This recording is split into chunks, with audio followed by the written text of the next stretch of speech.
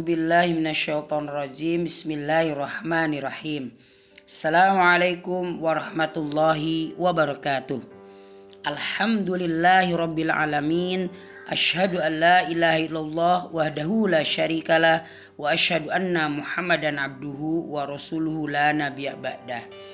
Ya ayyuhallazina amanu ittaqullaha haqqa tuqatih wa la tamutunna illa wa antum muslimun.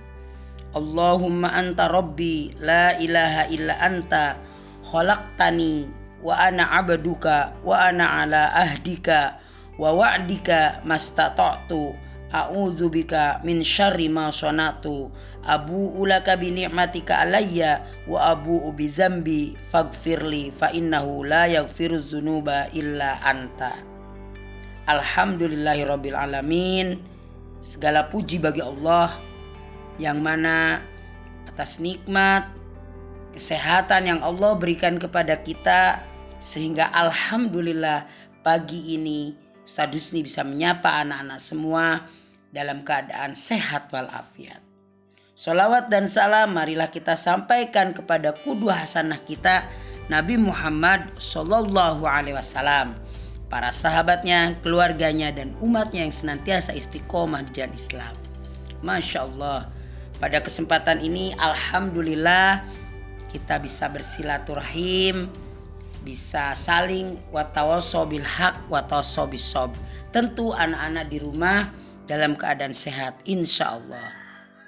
Anak-anak semuanya, bahwa kita semua sebagai anak, tentu harapan orang tua adalah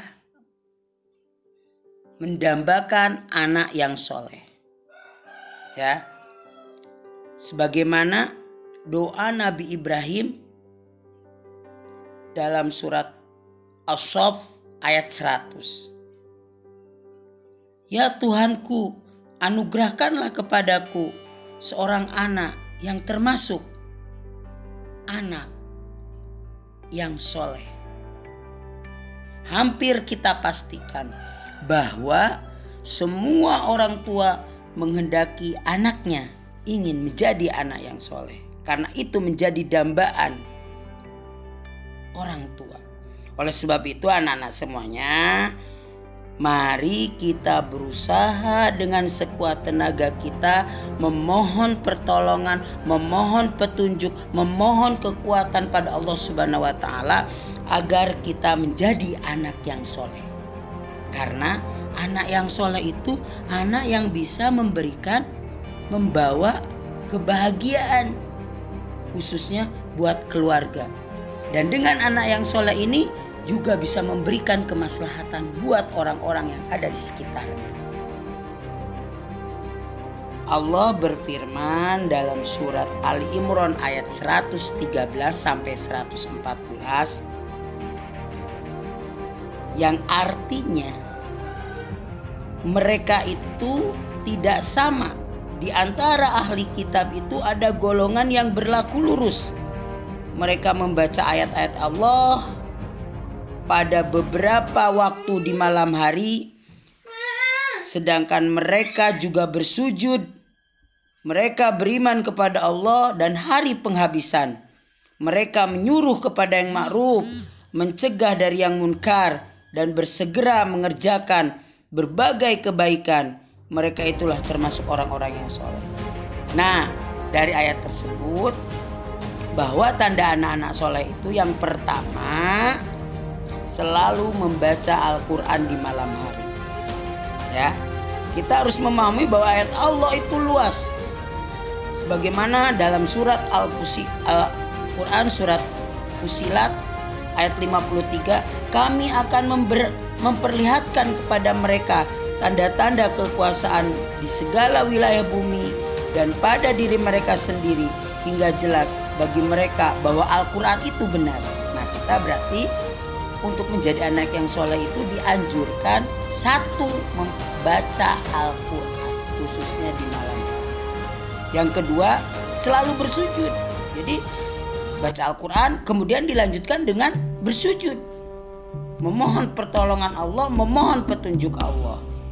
Nah, ciri yang kedua ini Berarti kita benar-benar sujud memasrahkan, memohon petunjuk kepada Allah, dan hanya Allah lah yang harus kita patuhi, harus kita tempat memohon pertolongan. Nah, dengan cara apa? Bersujud di malam hari itu.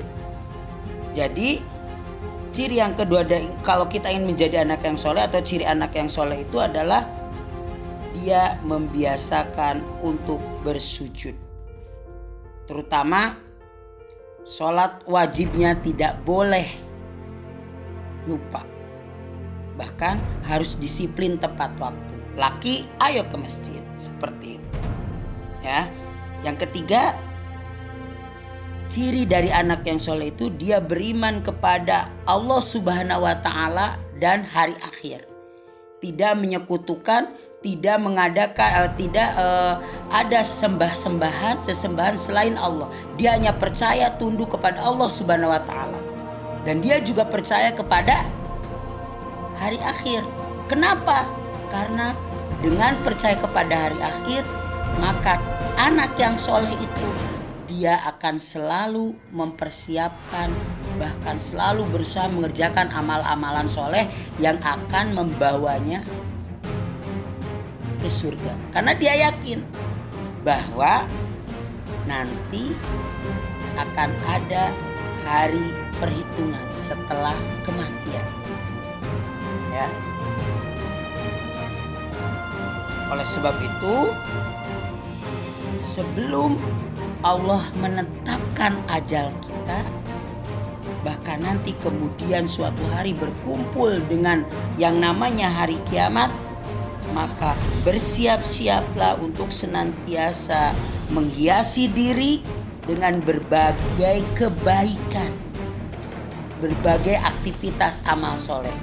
Walaupun sedikit, tapi kita laksanakannya dengan kesungguhan, dengan kontinu, dengan berkesinambungan, ikhlas hanya mengharap ridho Allah, maka insya Allah itu sebagai bekal kita di yaumil akhir nanti. Karena kita yakin bahwa kita nanti akan ketemu Allah, insya Allah, kalau kita masuk surganya Allah Subhanahu wa Ta'ala. Yang keempat, ciri anak soleh adalah amar ma'ruf nahi munkar. Sangat penting, karena seorang anak yang soleh, dia bukan hanya sekedar menjadi anak yang baik saja, tetapi dia harus bisa mengajak orang lain untuk berbuat kebaikan dan mencegah daripada keburukan. Dalam surat Luqman ayat 17 Allah berfirman, "Hai anakku, dirikanlah sholat dan suruh malah manusia mengerjakan yang baik. Cegahlah yang munkar dari perbuatan yang munkar, ya. Dan bersabarlah terhadap apa yang menimpa kamu." Jadi setelah sholat, ayo bersegeralah untuk amar ma'ruf nahi munkar. Kemudian bersabar jika ada ujian menimpa kita. Nah, seperti itu. Jadi anak yang soleh, dia harus berusaha untuk mengajak kebaikan-kebaikan pada teman, kepada saudara yang berada di sekitar lingkungannya. Nah, anak-anak, contoh praktis. Ketika masa-masa seperti ini, di mana era globalisasi sudah begitu luas, ya, seperti dalam hal penggunaan alat-alat elektronik, mari gunakan secara baik. Jangan memposting sesuatu yang bersifat keburukan, negatif seperti itu. Mari sebarkan kebaikan-kebaikan dari apa yang kita mampu. Insya Allah dengan menyebar kebaikan itu bukti bahwa kita peduli terhadap amar ma'ruf nahi munkar. Yang kelima, bersegeralah dalam kebaikan. Jadi anak yang solih dia selalu bersikap positif dan produktif. Dia selalu berpikir positif, melakukan hal-hal yang kebaikan-kebaikan dengan segera, tidak menunda-nunda. Dan selalu dia bisa memberikan kemanfaatan buat orang yang ada di sekitarnya. Allah berfirman dalam surat Al-Fatir ayat 32. Di antara mereka ada pula yang lebih dahulu berbuat kebaikan dengan izin Allah. Yang demikian itu adalah karunia yang amat besar. Ayo bersegera untuk selalu bersiap-siap, tiagalah dalam melaksanakan kebaikan. Itu saja tausiah dari Ustadz Husni, semoga bermanfaat. Dan insya Allah anak-anak walaupun belajar jarak jauh, tapi tetap semangat untuk mau belajar. Terima kasih. Assalamualaikum warahmatullahi wabarakatuh.